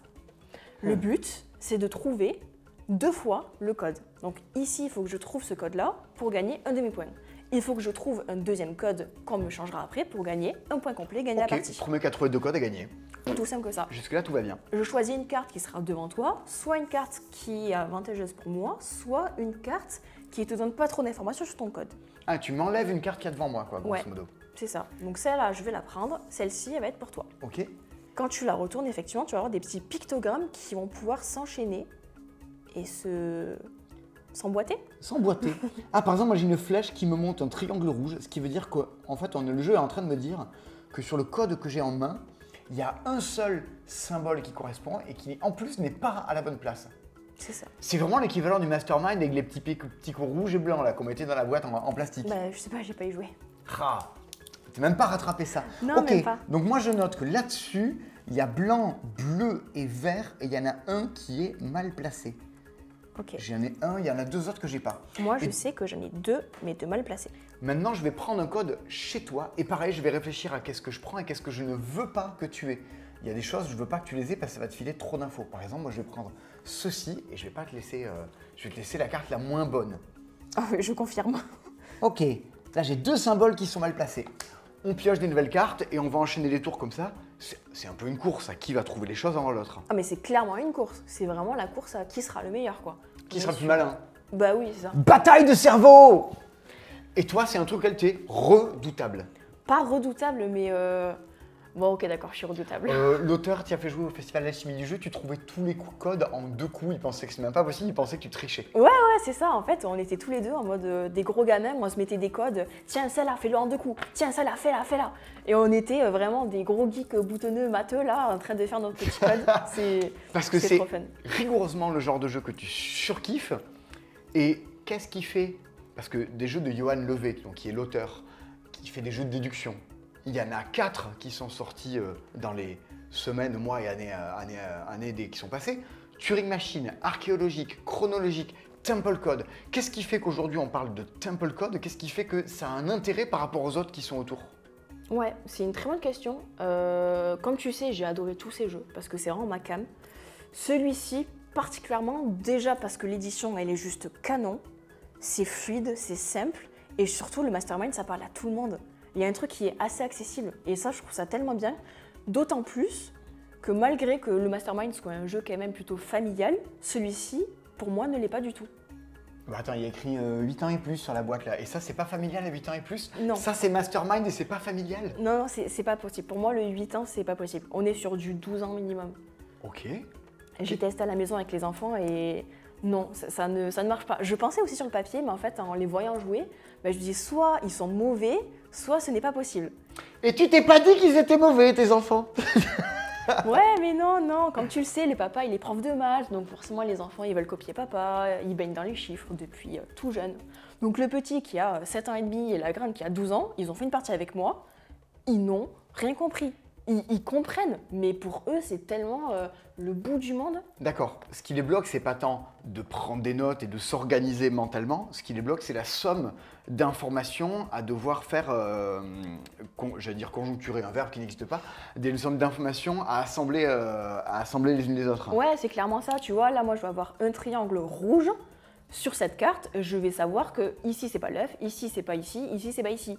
Eux, ils voient un triangle rouge, ils savent qu'il y en a un qui est pas là, mais ils peuvent pas déduire comme nous on déduirait. Ok. Et pour moi, ça rend le jeu pas familial du tout, mais en même temps, c'est ce que moi j'apprécie. C'est peut-être là où le jeu devrait te dire le vert n'est pas dans cette colonne, le bleu n'est pas dans cette colonne. Je pense que dans la façon de prendre des notes sur le jeu et d'organiser ta pensée, de faire du recoupement d'informations, la prise de notes va y jouer pour beaucoup. C'est là où un Mastermind était très clair avec des petits picots en plastique et c'est peut-être la différence vis-à-vis de celui-là. Donc, à jouer avec des adultes, ça sera un jeu et on va tous se marrer à qui va trouver les choses, des parties de 20 minutes. À jouer avec des enfants, il y aura un côté un peu plus scolaire, mais moi j'aimais bien ça quand j'étais gamin, quoi. Le côté de je te donne un problème et il faut arriver à le résoudre. C'est toute la joie du Mastermind. Sauf que cette fois-ci, tout le monde joue.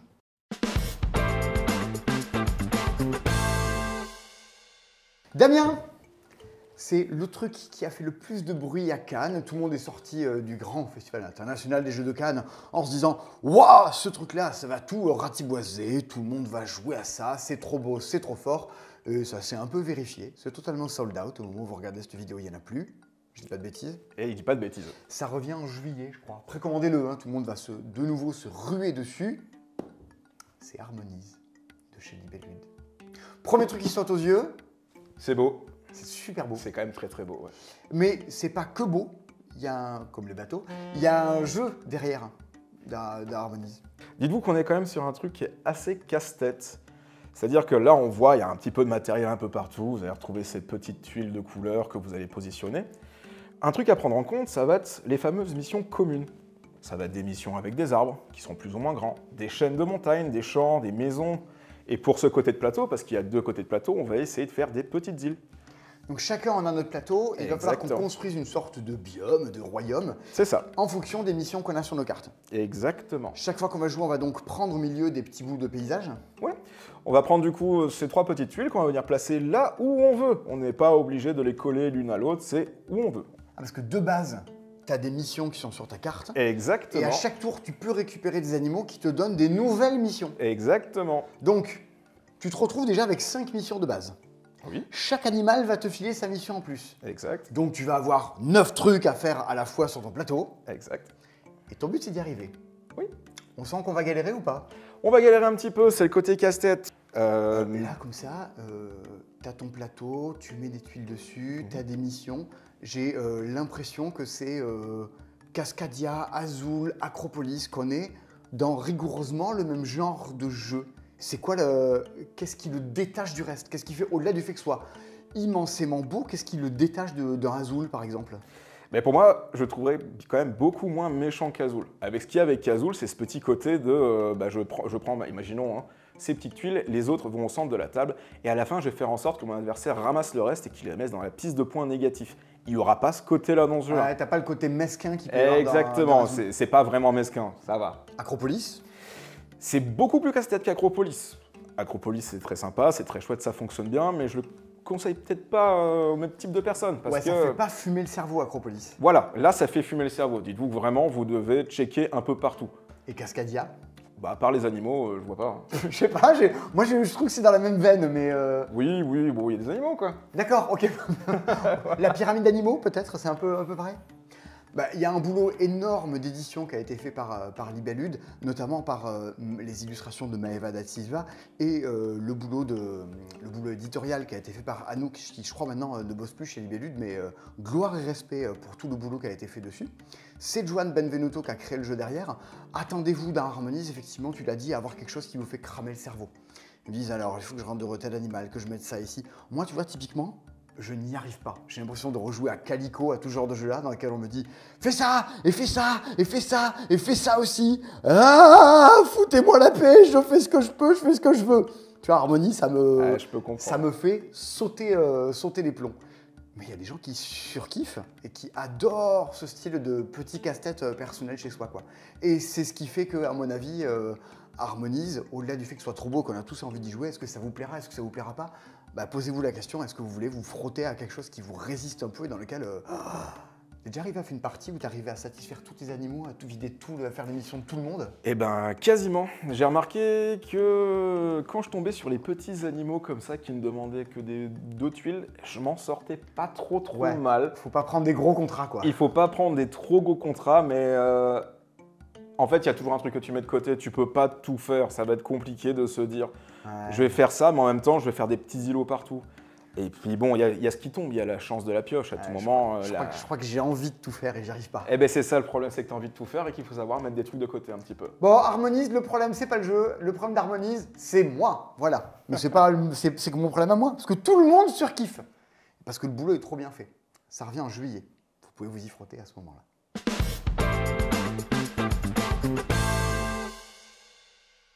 Tu dirais que c'est un jeu de plateau, toi, Middle Ages?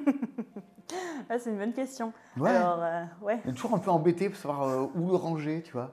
Est-ce que c'est un jeu de cartes? Non. Est-ce que c'est un jeu de plateau?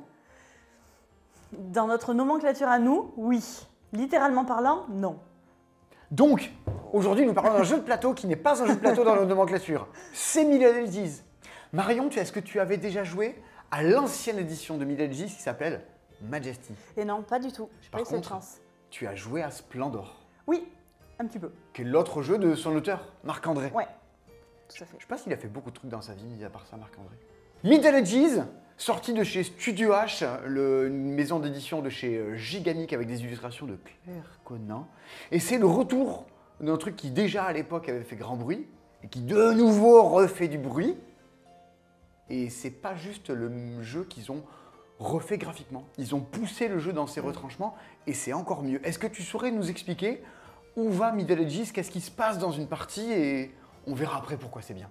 Ben, Middle Ages, vous devez créer votre royaume, votre citadelle du Moyen-Âge, hein, Middle Ages, Moyen-Âge.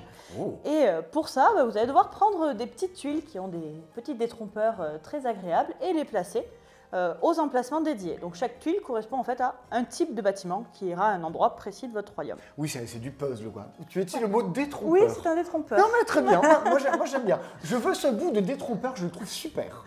Mais celui-là est mieux, c'est normal? Oui, en fait, ils vont être classés du coup un petit peu par puissance. Au dos des tuiles, on va avoir un petit numéro. Ça devrait vous rappeler quelque chose comme King Domino. Ah oui, ça sent grave. Ça sent grave King Eh Domino, ça. ouais, il y a une petite... Ah. Mais ça marche très bien, donc bon, pourquoi s'en priver? Ah ben les idées de jeu, ça voyage d'un jeu à l'autre. Hein. C'est ça. Dominion n'est pas le seul jeu de deck building. Donc on va se placer sur des petites tuiles. La meilleure, elle est toujours au bout. Oui, chaque bâtiment va avoir son effet au moment de la pose. On va se placer à un endroit ou à un autre et ensuite on va jouer dans l'ordre du tour, dans l'ordre dans lequel on s'est placé. Voilà, c'est moi qui suis sur la plus petite tuile, donc je vais pouvoir la prendre, la placer chez moi. Hop, c'est un marché, ça vient au-dessus de mon premier marché et derrière, je me replace où je veux en premier. Et bien je vais prendre un petit moulin, c'est très bien les moulins. Moi, je joue ensuite, je me mets sur la tuile qui est derrière toi. Le tour prochain, je jouerai encore après Et ouais. toi. Et pareil, je viens me détromper par-delà chez moi. Et je mets ça chez moi. Les bâtiments qu'on récupère, ils vont ensuite s'activer. Oui, tout à fait, ils vont s'activer. D'une manière générale, ils vous permettent de gagner des sous en fonction du nombre d'icônes du dit bâtiment, parfois d'un bâtiment supplémentaire. Et ensuite, ils vont tous avoir un effet spécifique. Il y a des effets un peu agressifs, comme le moulin ou la caserne, où là, vous allez pouvoir piquer des sous, voire détruire des tuiles. On est un peu plus agressif qu'un King Domino. Ouais. Et on va avoir des effets pour améliorer votre plateau, comme le monastère ou le palais, et des effets pour Ouais, tous avancer, les bâtiments vont participer à votre vue de village, soit intérieurement, soit extérieurement, Oui. pour embêter les autres. On va faire ce petit système-là, donc à la King Domino, on l'a dit, on le fait 4 fois, et c'est une des différences de cette édition par rapport à l'autre, le système de King Domino. Et qui plus est, désormais, en plus, il y a un système d'événements à chaque fin de manche. C'est ça. Une fois qu'on a fini nos 4 tours, qu'on a récupéré toutes les tuiles qu'on voulait, on va faire un petit événement qui est dévoilé dès le début de la partie et qui va nous faire à tous un effet. Là, par exemple, pour notre premier événement, on va gagner 3 pièces par tuile qui ont été détruites chez nous. Il y a plein d'événements différents. Il y en a qui sont bénéfiques, mais on en a aussi qui vont nous faire perdre des tuiles, si jamais, des sous. Donc là, en fonction de quelle tuile je veux, c'est aussi en fonction des bâtiments et des Oui. événements qui vont tomber au fur et à mesure. Ça va orienter un petit peu la stratégie. Maintenant que tu es au passe-temps depuis 6 mois, 1 an, quelque chose comme ça, et qu'on joue quotidiennement à plein de choses, pourquoi Middle Ages, à ton sens, ça sort du lot et pourquoi c'est un truc dont tu veux parler en vidéo, à l'instar d'autres choses dont peut-être on parle moins? Ouais, moi je l'ai beaucoup aimé Middle Ages parce que je l'ai trouvé à la fois accessible, à la fois, c'est les petites choses que je découvre sur moi depuis que je suis au passe-temps, ça a été pareil pour Courtisan. On est sur un jeu, on va quand même pouvoir se taquiner, être un peu agressif, ce que je pensais ne pas aimer du tout. Et en fait, bon, si à la fin je gagne, ça va. Ah oui, d'accord, ok, il y a une notion de les jeux méchants, mais tant que ça m'embête pas moi. C'est ça. Non, mais voilà, j'ai beaucoup aimé ça. Le système King Domino, au final, je l'ai trouvé super intelligent pour arriver à bien équilibrer le jeu et à faire des choix stratégiques pertinents. Voilà, il y a toujours un coup à faire certains choix. Il y en a dans ce jeu-là aussi. C'est pas un jeu où les choix sont tout le temps évidents. C'est pas non plus le gros casse-tête de l'année, mais il y a des choix à faire et le jeu, c'est souvent ça, des choix. Il y a des stratégies à mettre en place en fonction des objectifs, en fonction de ce que font les autres joueurs.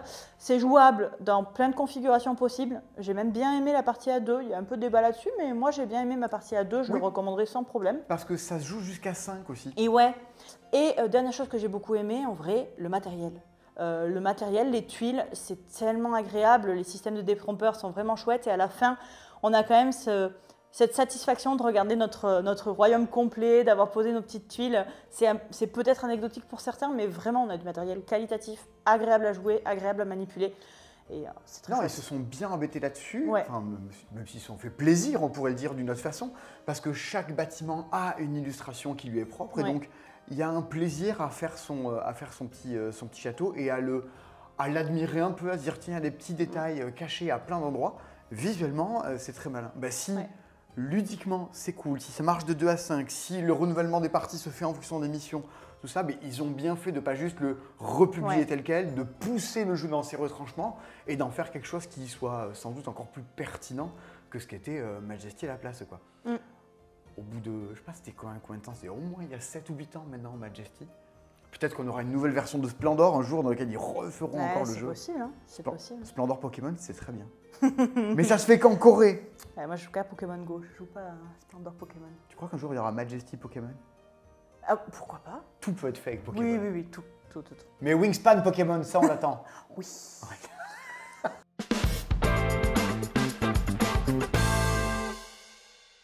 Simon, les rats de Wistar, je me suis entraîné à le dire parce que j'ai tendance à vouloir dire Winstar et je trouve que c'est beaucoup plus difficile à dire. Les rats de Wingspan, Oui, c'est pour ça que je crois que ça c'est- n'aurait aucun sens, mais bon. Oui, mais il y a un côté, je sais pas. Mais Wistar, je ne sais C'est quoi. bien dit. C'est quoi Wistar? Alors, me demande pas pourquoi, il y a une espèce d'ambiance, les boîtes Quatsu dans les rats de Wistar, et Wistar c'est le nom du laboratoire dans lequel un professeur fait des études étranges sur des souris. Bon, le thème du jeu. Ok. On est sur du jeu de plateau, alors ce que d'aucuns qualifieraient de gros jeu, parce que c'est Simone Luciani et Danilo Sabbia. Danilo Sabbia, on le connaît pas trop. Simone Luciani, c'est un mec qui fait tous les gros jeux de ces dernières années. Nucleum, c'est lui. Marco Polo, c'est lui. Solkin, c'est lui. Grand Austria, c'est lui. Anunnaki, plein de trucs trop méga bien, c'est lui. Chez Intrafin, les gens qui entre autres font Terraforming Mars, c'est Cranio, les rats de Wistar. Pour du gros jeu, t'es effectivement dans un truc, une ambiance très chill. On dirait que ça a été Ok. fait un peu au crayon de couleur pour les enfants. C'est vrai, ça fait un peu cahier de coloriage. Ouais. Ouais, mais il n'en est rien. Ok. Pour autant, si vous avez déjà joué à le moindre jeu de plateau de stratégie dans votre vie, ben, la règle, vous la lisez d'un trait et vous n'y revenez pas. C'est très clair. Qu'est-ce qu'on vous demande de faire? Vous êtes des souris et vous devez aller aussi bien améliorer votre petit plateau, votre terrier, en construisant des lits, en creusant des cases. Et puis surtout, vous devez explorer la maison du laboratoire de Wistar. Wistar. Et vous avez des quêtes à accomplir. Il y a Ok. En fait, il y a à la fois un petit côté, je joue sur mon plateau à récupérer du bois et des engrenages et à construire des lits, à creuser des choses, à améliorer un peu mes actions. Tu fais un petit jeu de gestion et tout à coup, quand tu vas poser tes ouvriers, tu vas dire non, j'explore la maison et là c'est le RPG des souris. Ok. On va te dire si j'arrive dans la chambre à coucher, ben, si j'ai de quoi, si j'ai des engrenages, je vais pouvoir libérer les autres souris qui vont faire des ouvriers en plus. Donc tu as un côté, ça c'est le jeu de gestion et ça c'est le jeu d'RPG. Tu Ok. joues un peu les Ça deux à reste la fois. Purement mécanique. Il n'y a pas de côté narratif du tout dans la maison. Il y a une araignée qui sort du placard. Enfin, C'est non. totalement, absolument mécanique. À chaque tour, tu prends une de tes grandes souris que tu poses sur la roue qui est au centre du jeu, qu'on connaissait un peu avec Solkin. Tu fais l'action qui est écrite dessus et tu fais l'action qui est en face. en face. Donc, à chaque tour, ce plateau va se mettre à tourner. Tant et si bien que les actions qui sont sur le plateau et en face ne seront pas les mêmes et ça va bouger à chaque fois. Solkin. Solkin, tu veux être le premier à jouer, parce qu'au moins, il n'y a pas les autres andouilles qui se sont mis là et tu peux faire ce que tu veux. C'est fatalement un jeu dans lequel tu galères. La première partie des rats de Wistar, tu ne fais rien. Tu galères en ressources, la maison, tu l'as à peine explorée. Creuser tes galeries, remettre tes lits, t'oublies. Mais au fur et à mesure que tu commences à jouer, ça explose. Et ça partage une des caractéristiques de jeu, moi, que j'aime beaucoup, qu'on retrouve dans Race for the Galaxy, dans Terraforming Mars, dans Everdell Wingspan, Je vois où tu veux en venir. un tableau de cartes. C'est-à-dire que tu récupères des cartes qui, devant toi, vont te filer des petits pouvoirs spéciaux. C'est que des trucs que les souris pourraient fabriquer. Par exemple, la fameuse chauve-souris à ressort, qui te coûte des ressources et qui te file des actions spéciales que les autres n'ont pas, des bonus, des revenus, et qui customise un peu ton jeu et le fait évoluer. Ce qui fait que tu as un jeu qui monte en puissance au fur et à mesure, sauf si tu te rates. Là, ça monte pas en puissance, ça tourne dans la boue et tu galères de fou. C'est plein de très très bonnes idées mécaniques avec des actions que tu fais autant de fois que tu as de souris en face. Alors tu essaies de déplacer tes souris pour être en face et dire je vais là, j'ai mis 4 souris, je le fais 4 fois. Le tour d'après, quand tu viens là, tu n'as plus de souris en face, tu le fais pas. Il faut toujours faire gaffe à des tas de choses. Mécaniquement, c'est plein de bonnes idées. Et puis, juste après Nucleum, qui est quand même un énorme jeu de plateau dans une ambiance un peu plus angoissante, un peu plus austère, quand même un peu plus mécanique et froide, et bien là, tu es en train de t'éclater à faire tout ça dans une ambiance très chill et très bienvenue dans la forêt de Quatsu. C'est immensément agréable à jouer, c'est trop malin, c'est juste qu'après, tu passes à côté de ta partie ou pas. Ça peut être, Ah ouais. oui, ça peut être absolument frustrant. Donc potentiellement, réitérer l'expérience si jamais la première s'est pas si bien passée que ça, quoi. Attention, la première partie, vous ferez rien, quoi. Vous direz, Voilà. mais pourquoi j'arrive à rien? On n'a pas exploré le bout de la maison, on n'a pas récupéré le super bout de fromage au bout du donjon, enfin du laboratoire. Évidemment, les premières parties, vous allez galérer. 2, 3, 4 joueurs, ça marche dans tous les cas. Évidemment, ça sera plus dynamique à 2. Il y a un mode solo. C'est écrit 1.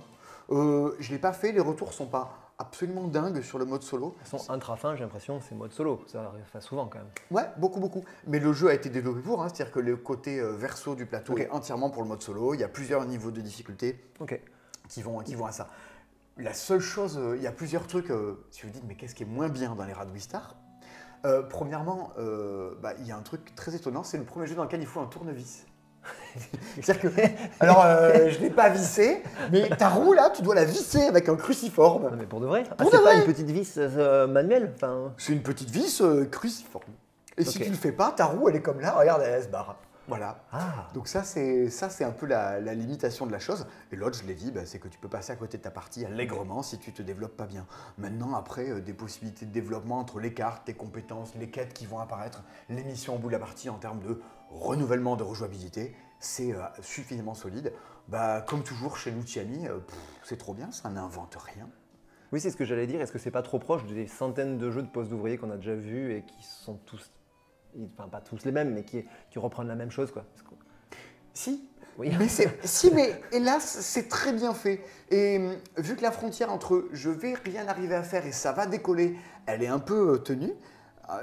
La première partie que j'ai faite, il y avait ce côté un peu comme dans le Château Blanc. C'est-à-dire que c'est 5 manches où tu poses 3 souris, tu joues 15 fois. Et si tu as l'impression de poser des ouvriers qui servent à rien, tu te dis aïe aïe aïe, je viens de me flinguer 7% de la partie là parce que j'ai fait un ouvrier qui sert à rien. Il y a une tension qui est quand même très plaisante dans le jeu, une promesse d'aventure et qui fait que tu as envie plus de te plonger là-dedans que dans d'autres choses qui seraient sorties, ou du moins c'est mon envie en moi.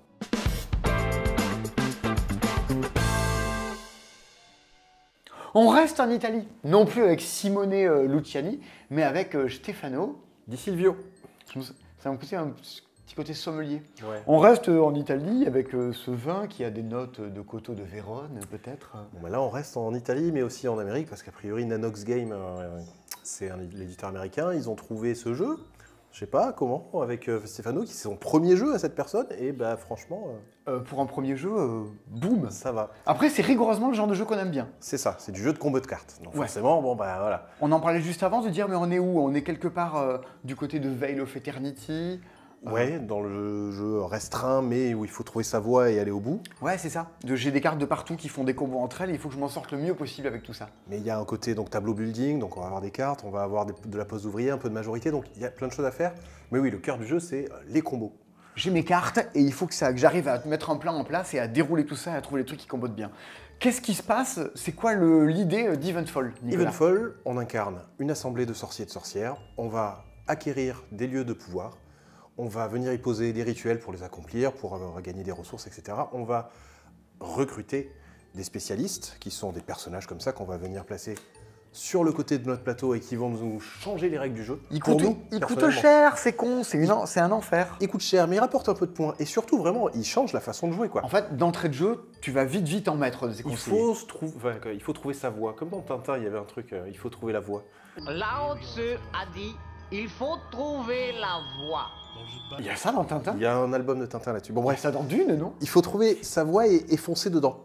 Si je pense que je vais gagner des ressources avec de la mana, bah, il me faut des trucs qui font de la mana. En fait, tu commences à mettre tes mecs et une fois qu'ils sont là, tu vas faire, Ça- tu vas faire ce qu'ils te disent, quoi. Ça et les membres du conseil aussi, c'est le même système. C'est les mêmes cartes d'ailleurs, qui sont à double effet. Soit je les mets là pour changer les règles, soit je les mets en bas pour gagner des points d'une certaine façon. Et il faut, dès le début de la première manche, dès la première manche, savoir où on va. Savoir comment est-ce que mon moteur de points de victoire va s'emballer vers la fin. C'est vrai que c'est les deux éléments qui vont te dire ça. En plus, moi j'aime bien jouer avec ça. Tu peux avoir, tu vois, tu joues les noirs, moi je joue les rouges. Ils ont une face avancée dans laquelle en plus, Oui. chaque peuple a ses particularités et a une façon de jouer qui lui est propre. Voilà, où tu payes moins cher tes cartes, ou t'es membre du conseil, ou tu as les pierres de pouvoir qui servent à d'autres trucs. C'est assez typé, ouais, en effet. Ça oriente un peu beaucoup le jeu, je trouve. C'est-à-dire que ça te force un peu à aller dans une direction. Moi, personnellement, je le préfère en symétrique, mais pourquoi pas. Partant de là, une fois que tu as tes assistants, tu as ta façon de parquer des points, il faut arriver à récupérer les lieux, les rituels et tout ça qui va bien. Et c'est là où il y a match entre les joueurs, quoi. Il y a match parce qu'il y a course, en quelque sorte. Ça se joue en 3 manches, c'est très rapide. On va dire que schématiquement, on a 4 meeples pour aller chercher des lieux de pouvoir et pour les placer sur certains trucs. Pourquoi j'en ai 4 autres ici? Parce que ceux-là, je pourrais les utiliser, mais que si j'ai réussi à valider mes rituels et à les placer vers le C'est bas. les vieilles sorcières, elles restent chez toi, elles vont pas explorer le monde, gagner des nouvelles cartes, elles C'est restent ça. dans le village. Du coup, la première manche, généralement, tu en utilises une ou deux, tu es très content parce que tu as l'impression d'avoir quand même gâché des actions et de dire ah, il m'en manque, elles sont encore sur mon plateau, j'ai rien fait avec. C'est normal, mais il faut trouver les moyens de descendre et de les Une ou faire, deux, t'es gentil. C'est ouais. un des trucs très rigolos dans le jeu. Les cartes que vous récupérez, vous les mettrez en haut de votre plateau. Tant qu'elles sont en haut, elles produisent des ressources, grosso modo. Mais elles rapportent pas de points. Et sur vos cartes, il y a des emplacements pour poser des sorcières. Mais tant que la carte est en haut, vous ne pouvez pas. Il faut trouver des effets sur des cartes qui permettent de descendre vos rituels dans le cercle restreint de votre village. À ce moment-là, vos ressources, vous asseyez dessus. Hein. Vous les aurez plus. Mais vous pourrez envoyer vos sorcières bosser dessus et ça y est, elles commenceront à vous rapporter des points de victoire. Et il y a tout ce dilemme-là de jusqu'à quand je garde mes cartes, quand est-ce que je commence à les transférer, comment je vais faire pour arriver à les transférer, est-ce que mes assistants vont bien m'aider et est-ce que je pourrai récupérer tout ce que je veux au centre de la table parce qu'encore une fois, quand quelqu'un se met quelque part, il prend les cartes et c'est lui qui les a. Il y a des choses qui vont un peu vous échapper. C'est que 3 manches, ça va super vite. Ouais, même si c'est explosif, hein, comme on voit dans plein d'autres jeux du style, on fait beaucoup de trucs à la 3e manche, beaucoup plus qu'à la première. Mais oui, ça va vite et il ne faut pas se louper sur l'enclenchement de son moteur. Régulièrement, il y a une bagarre entre nous. Une fois qu'on a envoyé nos sorcières récupérer des cartes au milieu, on va pouvoir dépenser du mana pour faire une sorte de combat de sorciers. Et le plus fort gagne des pierres qui multiplient des points à la fin. Voilà, et les perdants ou perdantes, ils ont quand même des bonus. Donc ça va, c'est pas si méchant. Il y a pas mal de cartes aussi qui font regarder un peu, t'as quel rituel toi là-bas? Ou, il y en a une que j'aime bien, je l'ai dit, tant pis, c'est vous avez le droit d'avancer gratuit sur votre piste, mais si vous le faites, je gagne 2 points. J'aime bien ce genre de petit dilemme. Tu veux les ressources là, vas-y. Ça joue à, même s'il y a un mode solo, ça joue à 2, 3 ou 4. Alors oui, le mode solo, je pense qu'il faut l'oublier. A priori, il y a des gros problèmes dessus. Enfin, pas des gros problèmes, mais une martingale, quoi. Donc, ok. Problème. Par contre, 2, 3, 4, c'est ce qui est une meilleure configuration. Notamment dès que tout le monde commence à connaître les cartes et les effets et tout ça, ça peut aller finalement très vite. Les actions s'enchaînent. Donc même à 4, je peux le recommander. Faites-vous première partie à 2 ou 3. À 2, c'est très bien pour le coup. On est un cran au-dessus en termes de difficulté par rapport à des Veil of Eternity. Oui. On est plus de l'ambiance, voilà, de quelque chose comme un Arc Nova, comme un Revive, comme un Wingspan éventuellement, parce que tout ça. Les effets sont pas non plus. Mais à chaque début de manche, vous aurez 6 cartes en main qu'il faudra un petit peu lire. C'est que 3 manches et les cartes, il n'y en a qu'une vingtaine différentes de chaque, quoi. De rituels, de spécialistes, de lieux, etc. Oui, mais ça suffit à faire des choses vraiment différentes à chaque partie. On trouve encore des combos, c'est assez satisfaisant. Si vous aimez bien tous ces jeux de cartes où il y a plein d'effets de partout et votre manière de les combiner et qui générera à chaque fois des parties différentes, le tout est des graphismes. C'est le même illustrateur que Revive et je trouve ça plus convaincant niveau illustration. C'est magnifique. Martin Mottet qui fait tout ça. C'est partie des très bonnes surprises de début d'année auxquelles on joue pas mal en VO depuis quelques mois. Et maintenant, ça y est, j'ai la VF. Elle est là, je crois que c'est déjà sold out, toutes les boîtes sont dans les magasins. Attendez pas la fin de l'été pour vous dire tiens, est-ce qu'on jouerait à l'Eventful? J'ai peur que la rupture de stock arrive un petit peu tôt. Si ça revient, c'est comme l'arbre, quoi. C'est peut-être à la fin de l'été que ça revient. Ouais, voilà, à l'automne. Il y aurait une logique à tout ça. Ça ferait sens.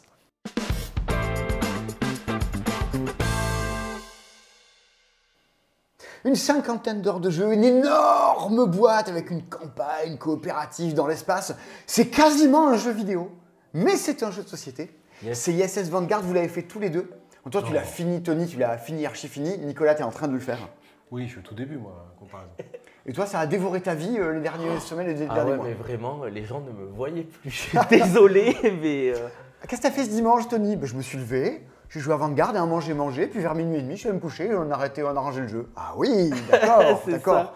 Truc qui a aspiré toute ta vie. Ah oui, exactement. On l'a reçu avant l'alchimie, quelle erreur. Ah, le festival du jeu, tu l'as pas vu, vite, je vais rentrer chez moi jouer à ISS Vanguard, quoi.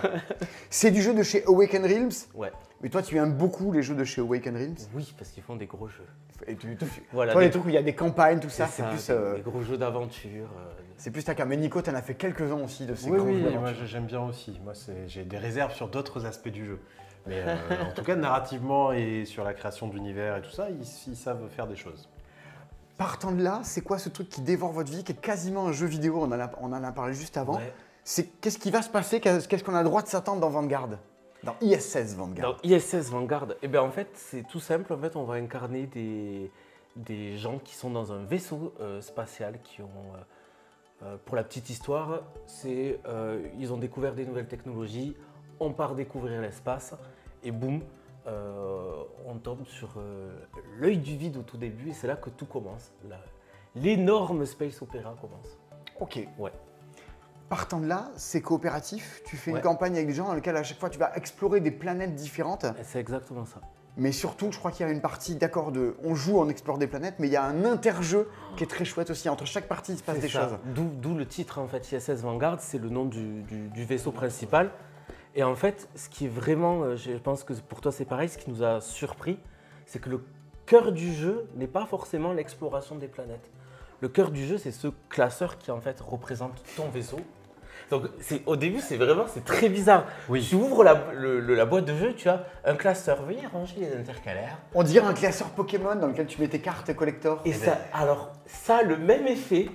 Tu les veux toutes! Mais c'est horrible ce côté de « Ah, j'ai envie de tout débloquer ». C'est qu'en fait, quand tu joues sur ta planète, tu vas trouver des artefacts, des équipements, des compétences que tu vas mettre dans ton Exactement. vaisseau pour les parties d'après. Exactement. Voilà, c'est ça. Et tu vas pouvoir, après, entre chaque partie, entre chaque planète, venir dans ton vaisseau, faire avancer le développement de technologie, recruter des nouvelles personnes.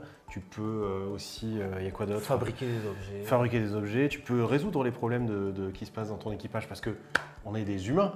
Donc Du on a des management! donc on a des Franchement, problèmes. Franchement, exactement ça manquait dans l'espace. Mais c'est ça. On Parce n'en que parle jamais parce que sinon- des RH de l'espace. Sinon, ton moral, il descend et tu fais moins d'actions parce que les gens, s'ils sont pas le moral, bah, ils font moins de choses. Eh oui! Donc eh oui, il faut oui. gérer tout ça. C'est la partie gestion, elle est plutôt cool. Mais ça a l'air monstrueux, c'est pas imbouffable? Parce que souvent il y a ça. Regarde, tu me vends une énorme boîte comme ça. Awaken Realms, on les connaît pour avoir fait des tas de jeux qui C'est étaient l'état qu'il y a d'habitude. pas toujours. Et non, c'est pas ça. Alors, moi je trouve qu'il y a quand même un souci de manipulation de cartes durant toute la partie.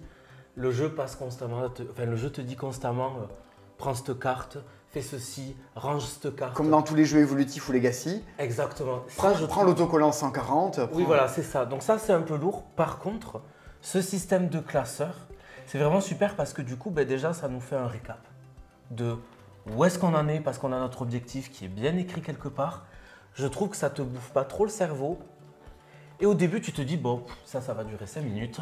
Et au final, tu passes 30 minutes et tu t'éclates en plus. Mais c'est ce qui est génial dans tous les jeux évolutifs. Quand tu fais un Pandémie Legacy, un Risk Oui. Legacy, quand tu fais les aventures dures à Legacy, c'est l'interpartie, les bonus, comment je m'en occupe, comment je fais un plan pour la partie d'après. Et Exactement. là, tu es encore en train de jouer. C'est ça. Et ce qui est vraiment bien surtout, c'est que du coup, il y a des aspects de règles dans le vaisseau que tu assimiles très vite. Et alors du coup, les règles, Tu avais des réserves sur ISS Ouais, j'ai Vanguard. 2-3 petites choses à dire. Évidemment, c'est du gros jeu, donc en effet, manipulation, que ce soit pendant l'exploration des planètes, où là, on n'arrête pas de sortir des cartes, des sleeves, les mettre ailleurs, etc. etc. La dernière réserve que je mets, moi, c'est sur le système de jeu, on n'en a pas vraiment parlé. Quand on est en train d'explorer une planète, on fait plein de tests de compétences, comme on en ferait dans plein de jeux. On jette des dés? On jette des dés. Ok.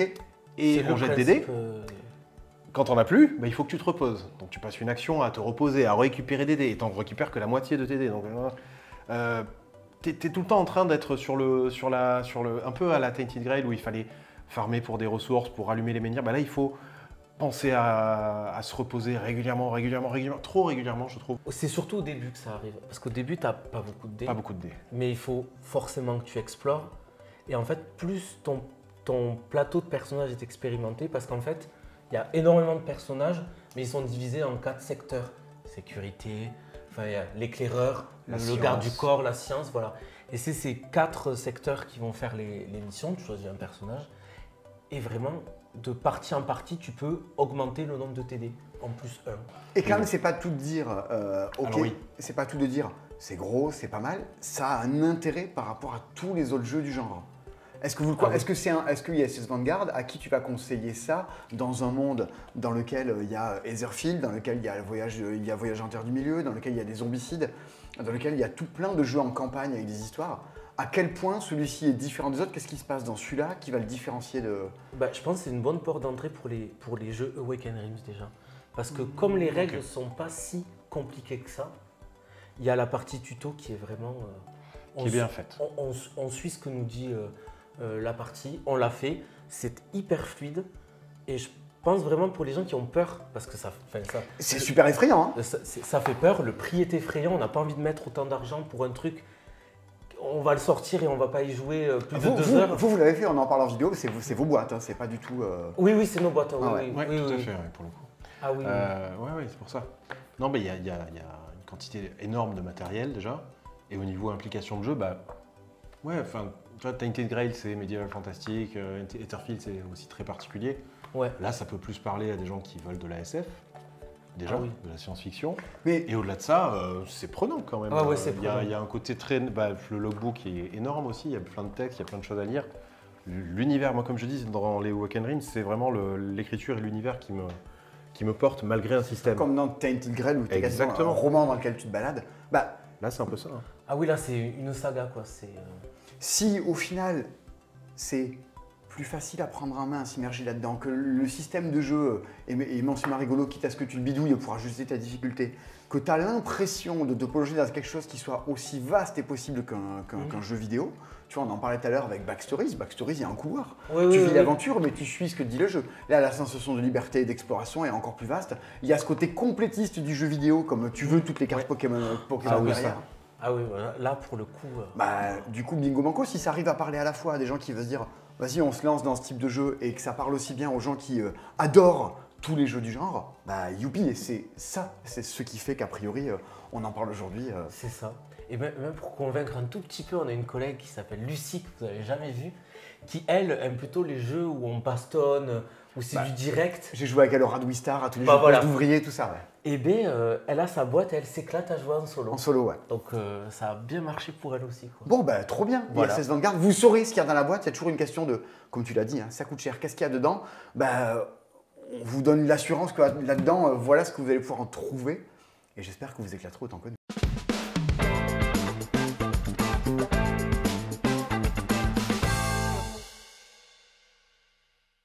Et bien, après qu'on ait fait du jeu vidéo en jeu de plateau, là, avec Vanguard, eh ben, on va encore passer dans un autre type de jeu.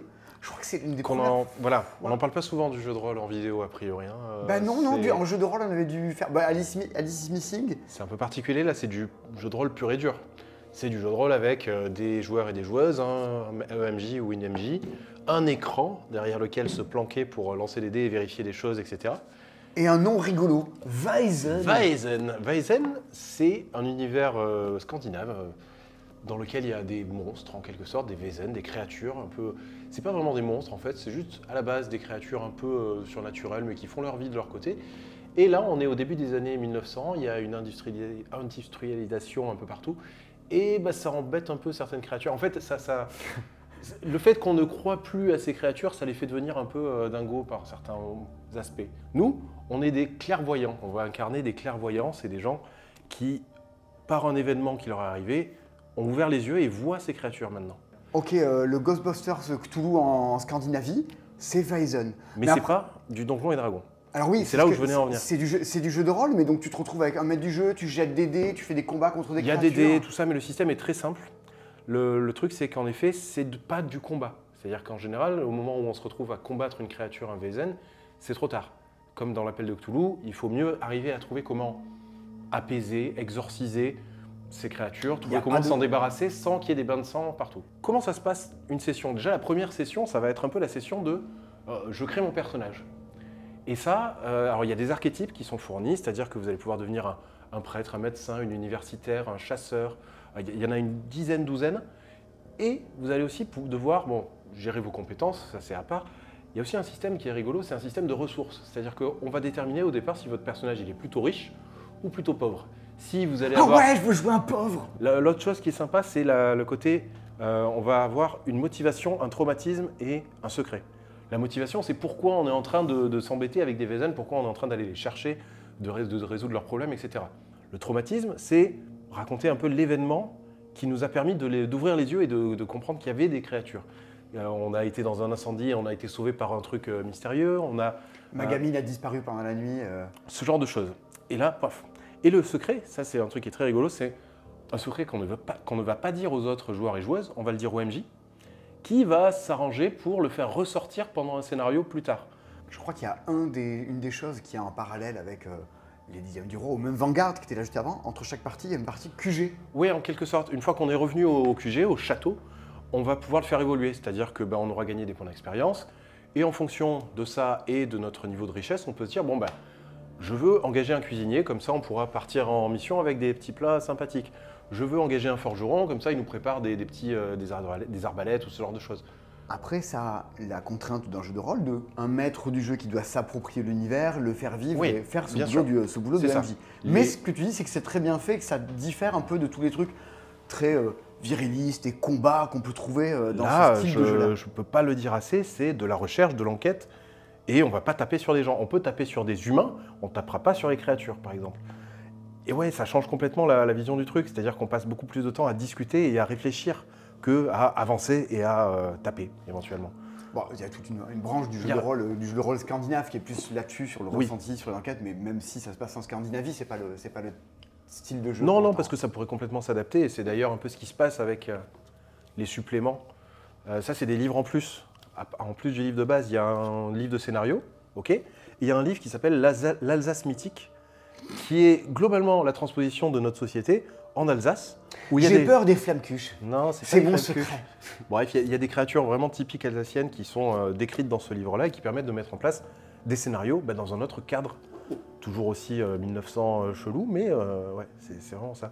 Ok, et voilà, c'est ce qui fait que ça t'a parlé dans tous les jeux de rôle et qui le différencie pour toi des autres jeux. C'est ça. Moi, c'est vrai que mes expériences en jeu de rôle, c'était plus du Donjons et Dragons et assimilé. Là, on est beaucoup plus dans ma came de recherche, de réflexion, d'enquête, tout simplement. Et avec un petit côté surnaturel qui fait que c'est assez rigolo quand même. Ouais, c'est ça qui me plaît là-dedans. Ah, moi, j'attends l'extension d'Alice's Missing maintenant. C'est mon seul pied. C'est mon seul pied dans le monde rôliste, hélas. Alors que moi, ça y est, j'ai mis le pied. Maintenant, je vais faire je vais faire MJ sur celui-ci. Bah écoute, si t'as d'autres trucs à Sans nous fin. recommander ou autre, trop Plus bien. tard. Et si tu veux bien m'y faire jouer à l'occasion, moi je suis partant. Allez, On fait ça. Je pourrais prier tout le temps, ça serait super.